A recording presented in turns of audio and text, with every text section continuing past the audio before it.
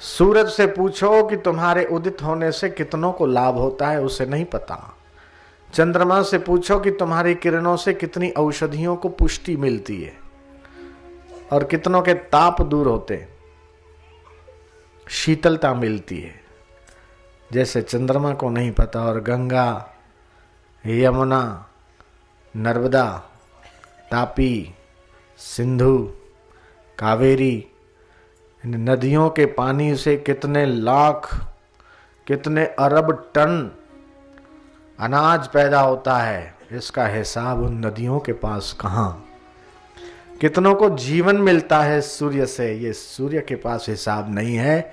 ऐसे संत से पूछो तो शायद उन्हें भी पता नहीं होता कि उनकी वाणी कितने अतृप्त हृदयों को तृप्ति देती, कितने अशांत हृदयों को शांति का दान देती। इसलिए कहा संत वचन शीतल सुधा, करे तापत्रय नाश। तीनों तापों का शमन होता है संत की वाणी से। आधि, व्याधि, उपाधि, ये तीन चीजें होती है। शरीर में कैंसर हो गया, बुखार आ गया, ट्यूमर हो गया।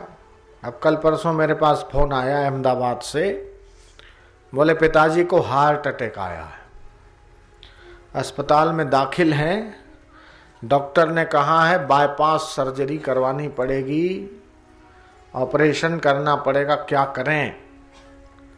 मैंने कहा भाई देखो, रुद्राक्ष की माला पहना दो, अर्जुन छाल का 2 चुटकी चूर्ण खिलाना शुरू करो और डॉक्टर को कहो कि भाई थोड़ा रुक जाओ।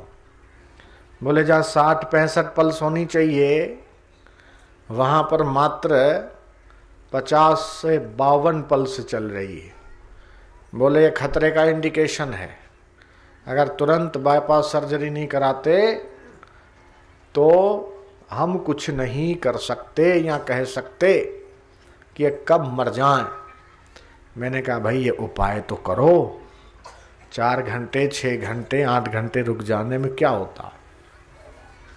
और आज सुबह फिर फोन आया यहाँ आने से 1 घंटे 1.5 घंटे पहले, बोले पापा बिल्कुल ठीक हैं, हंस रहे हैं और कहते हैं मुझे तो घर जाना।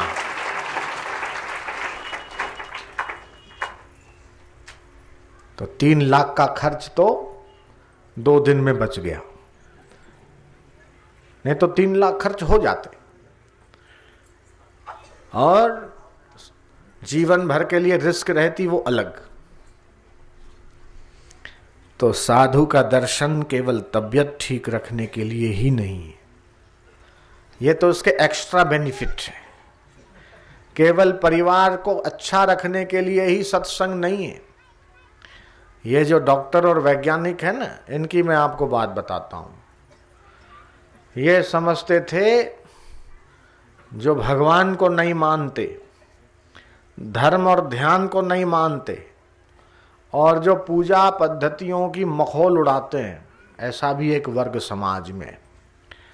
कल किसने देखा, ये लोग क्या परलोक क्या, ये सब जो साधु बाबा लोग हैं ये अपना खुद का भी टाइम खराब करते हैं और दुनिया का भी टाइम खराब करते हैं। जयराम जी की बोलना पड़ेगा। ये 2 घंटे आके बोलते हैं और लोग जो हैं अपना काम धाम सब छोड़ के, बाल बच्चों को छोड़ के, अपने दुकानों को और मकान को ताला मार के इनके सामने बैठते हैं। ये 2-4 घंटा तो समय खराब ही होता, इससे तो खेत में काम कर लें और मकान में काम कर लें, कुछ घर का काम हो जाए और चूल्हा वूल्हा बंद करके हरिओम हरिओम करने बैठ जाते हैं। ये सब पागल लोग हैं। ये साधु बाबा लोग जो है ना, इन्होंने सत्यानाश करके रखा है। ऐसा बोलने वाले लोग भी इस समाज में हैं। लेकिन उनसे मैं ये निवेदन करता हूं कि ये जो डॉक्टरों ने रिपोर्ट निकाला है, इस रिपोर्ट पे जरा गौर करें। उनकी आंखें खुल गई कि समय खराब करने का साधन सत्संग नहीं है,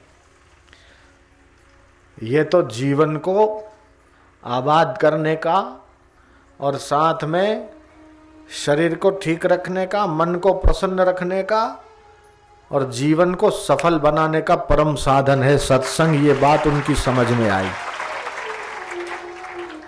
सत्संग में जाने से पहले उन्होंने खून लिया, उसको चेक किया, टेस्ट किया, उसमें कितने श्वेत कण हैं, कितने रक्त कण हैं, हीमोग्लोबिन कितना है और रोग प्रतिकारक शक्ति, स्टेमिना कितना उन बैक्टीरियाओं का। और फिर सत्संग सुनने के बाद वापस ब्लड टेस्ट किया। दोनों रिपोर्ट को देख के वो चकित हो गए और फिर इन्होंने डीपली रिसर्च किया। तब उनको पता चला कि जो आध्यात्मिक व्यक्ति हैं, जो संत हैं, महापुरुष हैं, जिनका मंत्र जप में और भगवान के ध्यान में जिनकी वर्षों से यात्रा है, पकड़ है, जो प्राणी मात्र का मंगल करते और चाहते हैं, ऐसे महापुरुष की नजर जब आपके ऊपर पड़ती है और आपकी नजर जब ऐसे सदगुरु पर, संत पे पड़ती है, तो आपके शरीर में घटना घटित होती है। बोले क्या?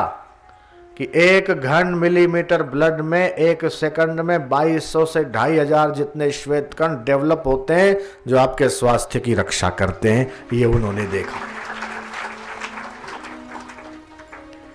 इसको कह दिया स्पिरिचुअल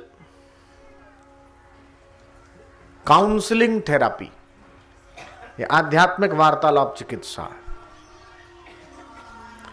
मंत्रा चैंटिंग थेरापी, मंत्र का उच्चारण, आवर्तन, पुनरावर्तन।